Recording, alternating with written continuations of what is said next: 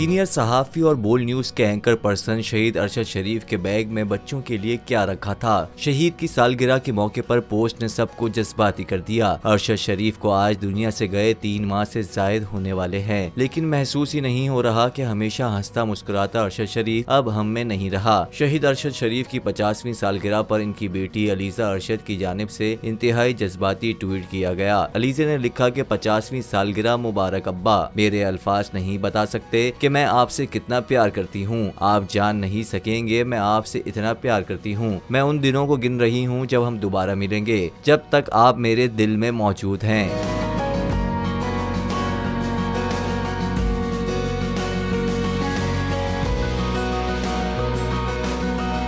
एक और सारिफ की जानिब से भी अरशद शरीफ से मुतालिक इंतहाई जज्बाती पैगाम लिखा गया, जिसमें उनका कहना था कि अरशद शरीफ का बैग जब कीनिया से वापस आया और उनकी फैमिली को मिला तो उनके सामान में चॉकलेट का एक पैकेट था जो अरशद शरीफ ने अपने बच्चों के लिए लिया था। अरशद शरीफ का सामान तो वापस आ गया मगर अरशद शरीफ नहीं आया।